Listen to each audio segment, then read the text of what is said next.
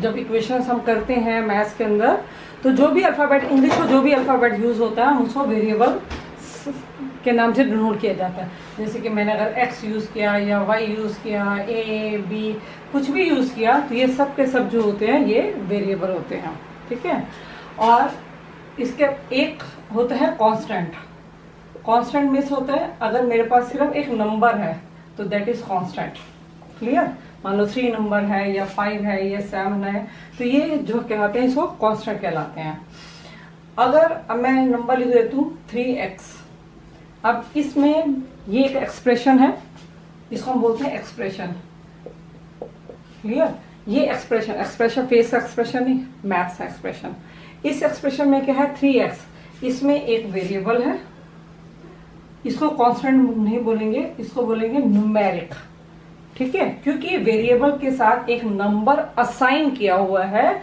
तो इन दोनों के कॉम्बिनेशन से हमारे पास एक एक्सप्रेशन बन गया और वो बन गया 3x। यानी इसमें दो चीजों का कॉम्बिनेशन है, first one is numeric, second one is आपका वेरिएबल, ठीक है। तो इन दो को मिलाकर हमारे पास एक 3x एक्सप्रेशन बन गया।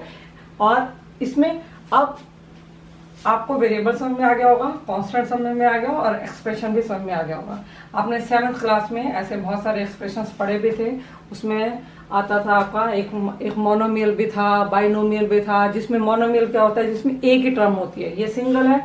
अगर ये 3x है तो ये सिंगल टर्म है, तो हम इसको बोलते हैं मोनोमियल, MONOMIAL, मोनोमियल। अगर मैं इसके साथ एक नंबर लगा देती हूँ, चाहे वो कांस्टेंट हो या कोई और वेरिएबल भी हो सकता है, तो हम इसको बोलते हैं बाइनोमियल। क्लियर? अगर इसमें 3 हो जाते हैं, मान लो 3x + 2y = z। अब इसमें 3 टर्म्स हैं, 1 term, second term and third term. जो हमारे पास ये साइन लगाए जाते हैं, ये एक टर्म को दूसरे टर्म से सेपरेट करते हैं। तो ये जब साइन लग जाता है तो ये एक टर्म होगी, ये सेकेंड टर्म होगी, ये थर्ड टर्म होगी, तो हम इसको बोलेंगे ट्राइनोमियल। क्लियर? और जब मोर देन 3 होंगे तो वो हो जाते हैं पॉलिनोमियल। जैसे कि मैंने डाल दिया 2x² + 3xy + 4z + 6, that is polynomial. ये आप ऑलरेडी 7th में पढ़ चुके हैं, मैंने आपको एक बार इसका रिव्यू दे दिया। तो एक्सप्रेशन में टर्म आता है। तो अब तो ये तो आपका बन गया है सारा का सारा। आपको वेरिएबल मीन्स कोई भी अल्फाबेट इंग्लिश का, कांस्टेंट मीन्स सिर्फ नंबर, ओनली नंबर। और जब ये दो चीजें मिक्स हो जाएंगी तो एक टर्म बन जाएंगी। और उसके बाद टर्म्स जो होती हैं, अगर 1 टर्म होगी तो मोनोमियल, 2 टर्म होंगी तो बाइनोमियल, 3 टर्म होंगी तो ट्राइनोमियल, और मोर देन 3 होंगी तो पॉलिनोमियल। अब आपको वेरिएबल बता दिया। अब फर्स्ट नेक्स्ट है आपका इक्वेशन क्या होता है। इक्वेशन मीन्स जब भी हमारे पास कोई टर्म होती है और उसके साथ हम एक किसी भी टर्म के साथ जब हम मान लो जैसे एक टर्म है मेरे पास 3x + 1, ये सिर्फ एक टर्म है, आपके पास 2 टर्म्स है, बाइनोमियल है, ये 2 टर्म्स मिल गई। लेकिन अगर मैं इसके साथ इक्वल टू का साइन लगा के कुछ भी एक वैल्यू डाल देती हूँ, मान लो मैंने 10 डाल दिया, तो ये इक्वेशन बन गई। मीन्स आप एक एक्सप्रेशन के साथ अगर इक्वल टू का साइन डाल देते हैं, और इक्वल टू का साइन जो होता है 2 टर्म्स को आपको सेपरेट कर रहा है, ये एक ब्रिज का काम करता है जो कि सेपरेट करता है। और एक टर्म ये होगी और एक टर्म ये, 2 सेपरेट टर्म्स थी, इन दोनों को उसने मिक्स करने से जब बन जाती है तो हम उसको बोलते हैं इक्वेशन। मीन्स इक्वेशन के अंदर इक्वल टू का होना मस्ट होता है। तो अगर इक्वल टू होगा तो इक्वेशन बन गई। अब नेक्स्ट है आपका लीनियर इक्वेशन क्या होता है। लीनियर इक्वेशन की तरह ही होती है। इक्वेशन रूली नहीं ऐसी होती है, इक्वेशन बहुत तरह से हो जाती है। जैसे 3x² + 2 भी है, ये भी एक इक्वेशन है। 4xy + z² + 9 = 20, तो ये भी एक इक्वेशन है, ठीक है। बट अब क्या ये बताना है कि क्या ये दोनों लीनियर इक्वेशन है? नहीं, ना तो ये लीनियर इक्वेशन है, ना ही लीनियर इक्वेशन ये है।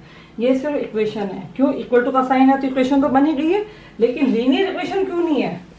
जब आपको ये चीज आना है कि जब भी हम लीनियर वर्ड यूज करेंगे तब आप अपने इक्वेशन में चेक करेंगे कि किसी भी वेरिएबल की पावर मोर देन 1 नहीं होनी चाहिए।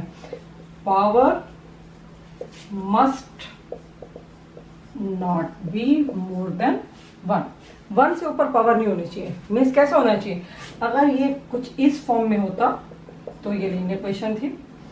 नेक्स्ट वाला 4x5 plus z plus 9 equal to 20 इस तरह से होता तो भी ये लीनियर इक्वेशन थी।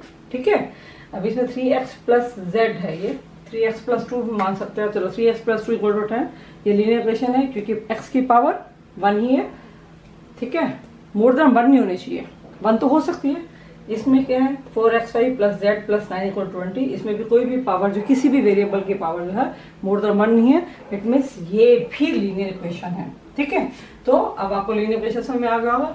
नेक्स्ट आपका लीनियर इक्वेशन इन 1 वेरिएबल, आपको वेरिएबल बता दिया, इक्वेशन बताया, लीनियर इक्वेशन बताया। अब 1 वेरिएबल, 1 वेरिएबल मीन्स आपको सिर्फ वही लीनियर इक्वेशन चैप्टर में करनी है जिसमें 1 वेरिएबल होगा, यानी वेरिएबल सिर्फ एक ही होना चाहिए। मीन्स जो भी अल्फाबेट है वो एक ही बार रिपीट होना चाहिए। जैसे कि x है तो सिर्फ पूरी इक्वेशन में सिर्फ x ही होना चाहिए, मतलब y नहीं आ सकता, z नहीं आ सकता, a नहीं आ सकता, b भी नहीं आ सकता। अब इस इक्वेशन में देखो, ये तो है लीनियर इक्वेशन 1 वेरिएबल क्योंकि सिर्फ एक ही अल्फाबेट यूज किया हुआ, एक ही वेरिएबल x है। इस इक्वेशन में क्या है, वेरिएबल x भी यूज किया हुआ, y भी यूज किया हुआ और z भी यूज किया, यानी इस इक्वेशन में लीनियर इक्वेशन तो है बट 1 वेरिएबल नहीं है क्योंकि इसमें 3 वेरिएबल्स यूज किए हुआ है, x भी, y भी, z भी। ठीक है, तो हमें ये वाला लीनियर इक्वेशन नहीं लेनी है, हमें 1 वेरिएबल वाली ही इक्वेशन लेनी है। तो आई थिंक आपको ये सब चीज अच्छी तरह समझ में आएगा, equation, linear equation, variable and 1 variable. Now move to the exercise 2.1 question number 1। Solve the following equations. आपको इन इक्वेशंस को सॉल्व करना है। ये क्वेश्चन नंबर 1 2 3 4 5 क्वेश्चन मैंने लिखे हैं, तो हम 1 बाय 1 सबको सॉल्व करते हैं। तो सबसे पहले हम जाते हैं क्वेश्चन नंबर 1 पे, आंसर नंबर 1। ठीक है, तो आंसर नंबर 1 क्वेश्चन है आपका x माइनस 2 इक्वल टू 7। अब क्योंकि ये लीनियर इक्वेशन है, इक्वल टू का साइन है, वेरिएबल एक ही है, तो इसका मतलब लीनियर इक्वेशन 1 वेरिएबल है। जब भी आपको इक्वेशन सॉल्व करनी होती है, इक्वल टू का साइन जब दिया होता है तो आपको इक्वल टू के लेफ्ट हैंड साइड पे और इक्वल टू के राइट हैंड साइड पे आपके पास वेरिएबल भी होगा, कांस्टेंट भी होगा। आपको इनको ग्रुपिंग करनी है, कंबाइन करना है। मीन्स वेरिएबल के साथ वेरिएबल को कंबाइन करना है और न्यूमेरिक के साथ या कांस्टेंट के साथ आपको कांस्टेंट को ही ग्रुपिंग करनी है, उसको कंबाइन करना है। जैसे कि अगर हम मान लेते हैं कि क्लास में लड़के हैं और कुछ लड़कियां हैं, तो हम कहते हैं सभी लड़के एक तरफ बैठ जाओ और बाकी सारी लड़कियां इस तरफ बैठ जाओ, तो बीच में डिवीज़न हो जाता है, सारे लड़के एक तरफ और सारे लड़कियां एक तरफ। तो ऐसे आप मान के चलेंगे कि जो वेरिएबल्स है वो इक्वल टू के एक साइड पे होंगे और जो कांस्टेंट है वो इक्वल टू के दूसरी साइड पे होंगे। कभी कभी कांस्टेंट में नहीं होता, सेकेंड वेरिएबल होता है या कुछ और होता है, तो आपको ध्यान रखना है कि ग्रुपिंग करनी है जो जिसके साथ मैच हो रहा है। ठीक है, अब इस क्वेश्चन को हम 2 पैटर्न से कर सकते हैं। एक तो हमने 7th मेथड पढ़ा था और वो उस मेथड से भी कर सकते हैं, और एक दूसरा मेथड है जो कि आपको लॉन्ग लाइफ तक चलेगा, उसको हम बोलते हैं ट्रांसपोजिंग मेथड से। ट्रांसपोजिंग में होता है कि जब आप इक्वल टू को एक बॉर्डर मान के चलते हैं, इस बॉर्डर को क्रॉस करोगे तो आपको टोल टैक्स देना पड़ेगा। टोल टैक्स का मतलब क्या है, इसमें पैसे नहीं देने, इसका मतलब है टोल टैक्स का मतलब है जो भी आपका साइन है उसको ऑपोजिट साइन करना पड़ेगा। जैसे कि अगर ये माइनस है तो इक्वल टू क्रॉस करते ही इसका टोल टैक्स जब लग जाएगा तो ये प्लस के साइन में कन्वर्ट हो जाएगा, और अगर प्लस का साइन होगा तो माइनस में कन्वर्ट हो जाएगा, मल्टीप्लाई होगा तो डिवाइड में कन्वर्ट हो जाएगा, और डिवाइड होगा तो मल्टीप्लाई में कन्वर्ट हो जाएगा। क्लियर? तो यानी इक्वल टू के बॉर्डर को क्रॉस करना है तो आपको साइन चेंज करना पड़ेगा, इसको हम बोलते हैं ट्रांसपोजिंग। ठीक है, तो ये मेथड जो होता है ये बहुत अच्छा मेथड भी है, इजी भी है और लॉन्ग लाइफ चलने वाला भी मेथड भी है। जो फर्स्ट मेथड जो मैं आपको बता रही हूँ, जो आपने 7th में ऑलरेडी पढ़ चुके हैं, स्टेप्स वाले मेथड थे, तो वो मेथड थोड़ा लंबा भी है। ऐसा नहीं कि वो गलत है, गलत नहीं, वो सही मेथड है। तो हम पहले स्टेप्स वाला मेथड करते हैं। इस मेथड में क्या होता है कि जब आपके पास वेरिएबल भी होता है तो वेरिएबल के साथ आपके पास जो भी कांस्टेंट है आपको धीरे धीरे करके उनको हटाना है, 1 बाय 1 हटाना है। जैसे कि यहाँ पर x के साथ -2 है तो मुझे इसको हटाना है, तो इसको हटाने के लिए क्या करूँगी, इसके ऑपोजिट साइन करूँगी मैं। तो माइनस का ऑपोजिट साइन क्या होगा, प्लस। हम लिखेंगे ऐड टू बोथ साइड्स, क्योंकि जो भी करेंगे हम दोनों साइड्स ही करेंगे। ये नहीं कि आपका लेफ्ट साइड लिखा हुआ है तो लेफ्ट साइड करेंगे, राइट साइड नहीं करेंगे, ऐसा नहीं होगा। जो भी यहाँ पे स्टेप्स यूज होगा वो दोनों साइड इक्वली यूज होगा। तो x माइनस 2 इक्वल टू 7, पहले as it is equation copy करनी है आपको। अब ऐड 2 बोला गया तो दोनों साइड ऐड 2 कर दिया मैंने, क्लियर। तो -2 और +2 तो कैंसिल हो गया, यानी 0 हो गया, तो आपको मिला x और इस वन क्या आ गया 9। तो ये तो मेथड अपने साथ में पढ़ा हुआ था, तो मैं इसको नहीं रेफर करूँगी कि आप इसको आगे कंटिन्यू करें, क्योंकि अब हम नई क्लास में आए हैं तो नया मेथड सीखेंगे, नया मेथड करेंगे। उस नए मेथड में क्या है, x minus 2 equal to 7, transposing method करेंगे। ये -2 है, इक्वल टू को क्रॉस करते ही क्या हो जाएगा, ये माइनस का क्या हो जाएगा प्लस, तो ये हो जाएगा 7 + 2, तो x इक्वल टू 9 आपका आंसर आएगा।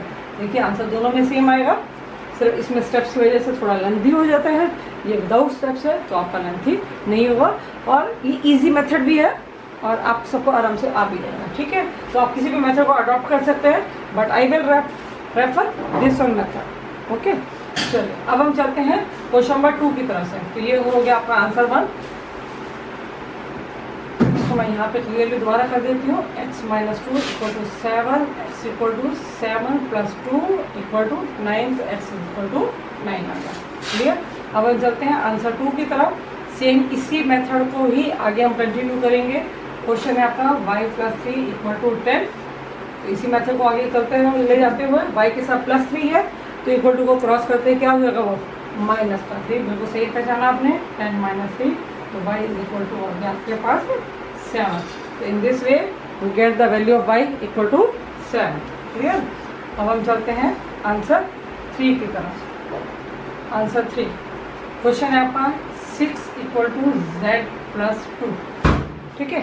तो अब पहले दो क्वेश्चन में क्या था, आपके पास इक्वेशन इस साइड थी और कांस्टेंट वैल्यू इक्वल टू के राइट साइड में थी। अब थोड़ा उल्टा लिखा हुआ है, अगर आपको कंफ्यूजन हो रही है तो आप उसको उल्टा कर दो, मतलब इस इक्वेशन को आप लेफ्ट साइड ले जाओ और उसको राइट साइड ले जाओ, अगर आपको कुछ कंफ्यूजन हो रहा है, क्योंकि अभी आपने स्टार्ट किया है तो अभी आप इतने फास्टली नहीं कर पाएंगे।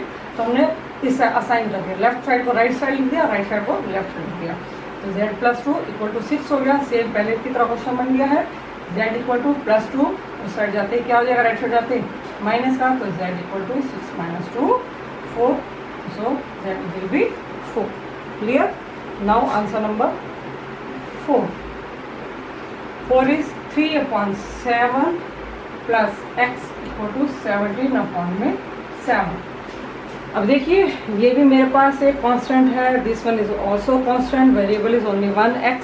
तो मैंने क्या बोला था आपको, कांस्टेंट को इकट्ठा कंबाइन करना है। अब ये प्लस का x है, तो यहाँ मैं लिखूँगी +x इक्वल टू 17/7। ये 3/7 क्या की कोई साइन नहीं है, इट मीन्स प्लस का साइन है, तो ये दूसरी साइड शिफ्ट होते क्या हो जाएगा, -3/7। अब आपको इसके आगे प्लस लिखने की जरूरत नहीं है, क्योंकि आगे कुछ भी नहीं है, तो ये अंडरस्टूड होता है कि प्लस है। लेकिन अगर आपको लिखना चाहते हैं कि आपसे कोई मिस्टेक ना हो और आप परेशान होते रहेंगे, तो आप स्टार्टिंग में लिख सकते हैं, कुछ गलत नहीं है। अब क्योंकि ये फ्रैक्शन में है, तो फ्रैक्शन में तो हम एलसीएम लेके मेथड से करते हैं, लेकिन एलसीएम तब लेते हैं जब हमारे पास डिनोमिनेटर सेम नहीं होता। अब हमारे पास डिनोमिनेटर सेम है तो we don't need to take LCM, we can do it without taking any LCM. So 17 - 3 is equal to 14 divided by 7। Denominator को 1 टाइम लिखेंगे और न्यूमरेटर को माइनस का साइन है तो माइनस करेंगे, 17 - 3 14/7 कैंसिल किया, 17 to the 40, तो x की वैल्यू क्या आ गई आपके पास, x इक्वल टू 2, क्लियर। तो इस वजह से मैंने निकाला आंसर नंबर 4, क्लियर। अब हम चलते हैं आंसर नंबर 5 की तरफ। क्वेश्चन 5 है आपका 6x इक्वल टू 12। एक ही कांस्टेंट है और एक ही वेरिएबल वाला एक्सप्रेशन है आपके पास, सिंपल है, कुछ कंबाइन कुछ करना नहीं, ग्रुपिंग नहीं करनी है आपको। तो क्या करना है आपको, ये 6 और x, क्योंकि हमारे पास क्वेश्चन में वेरिएबल वैल्यू निकालनी है, 6x की वैल्यू नहीं निकालनी, मुझे x की वैल्यू निकालनी है। तो क्या करेंगे, ये 6 और x के बीच में कौन सा साइन है, इसके बीच में भी आप ध्यान रखेंगे कि जब आपके पास एक न्यूमेरिक होता है और एक वेरिएबल होता है, तो उन दोनों के बीच में एक मल्टीप्लाई का साइन होता है, जो कि अंडरस्टूड होता है, वो हमें दिखाई नहीं देता लेकिन होता है, ठीक है। तो अब आप मान के चलेंगे दोनों के लिए मल्टीप्लाई का साइन है, तो मल्टीप्लाई का साइन मैंने बोला था इक्वल टू क्रॉस करते ही साइन क्या हो जाएगा, रेसिप्रोकल उल्टा हो जाएगा, तो मल्टीप्लाई का क्या बन जाएगा, डिवाइड। तो 12 को हम 6 से डिवाइड कर देंगे, ये आ जाएगा 6 to the 12, x वैल्यू आ गई हमारे पास 2, तो now we will get x equal to 2। तो ऐसे आपके 5 क्वेश्चन हो गए। तो आई थिंक आपको अच्छी तरह से समझ में भी आ गए होंगे।